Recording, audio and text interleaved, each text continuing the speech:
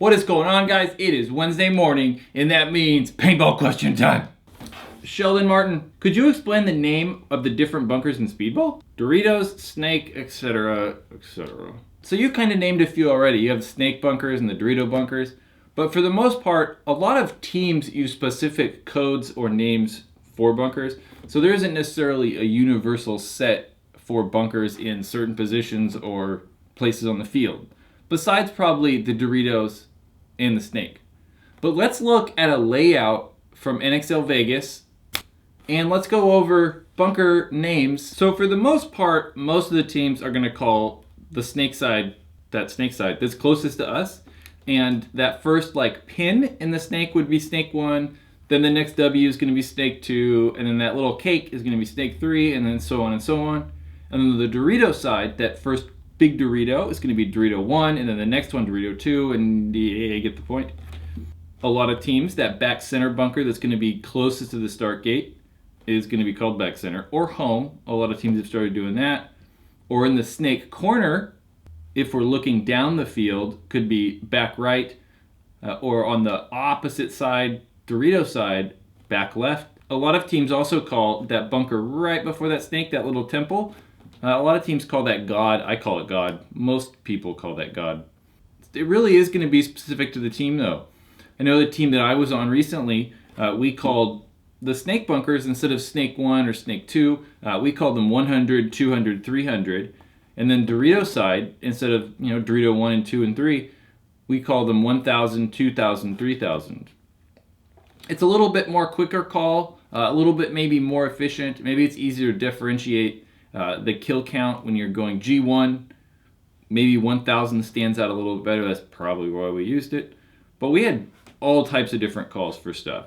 So it's really specific to the team. But we definitely typically see snake 1, 2, 3, Dorito 1, 2, 3, back right, back left, back center, or home, and the God bunker. Liam McNabb asks, I typically shoot about 12.5 balls per second with my Axe Pro. What will be the best hopper for that? Spire 3 TFX Z2. Postscript. I don't like loud loaders. The quieter the better. So when it comes down to it, all of the mid-range to high-end hoppers will easily feed 12.5. But if you want the quietest, Spire 3. Well, I really like the Z2. I'm a fan of the Z2. The Spire is a better loader. But at this point, I mean, the Spire's $250 and the Z2's $100. So the Z2 is considerably better deal.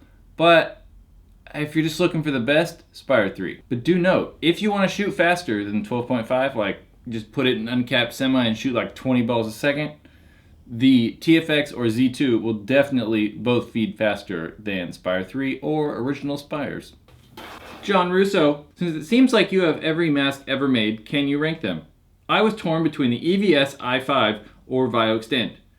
And if you want, throw in a top favorite of yours. So if you watch this a lot, I think you know, or the people that have seen a lot of these videos, know that I like the Empire E-Flex. But we'll go back to that. So out of EVS, i5, and Vio Extend, Extend, mainly just because it breathes better. I like the EVS though. The EVS breathes pretty good, but the Extend is a little better. But I really like the goggle frame, or goggle lens system, on the EVS. While I find the i5 really comfortable, I just still can't breathe in it. It's so close to my face, I just feel I can't get any air in and out as easy. So the Extend and the EVS are a little more open, so ventilation's a little better. But if I'm choosing still between the Extend, EVS, i5, Extend because it breathes better. But yeah, I personally really like the Empire E-Flex because of breathability. It just breathes better than everything. The Ascend is also really nice, the Vio Ascend. It breathes well, and they're $80. So while the E-Flex is only $90 and the Ascend's $80, they're both just such good values that they have to be considered. So look at those two.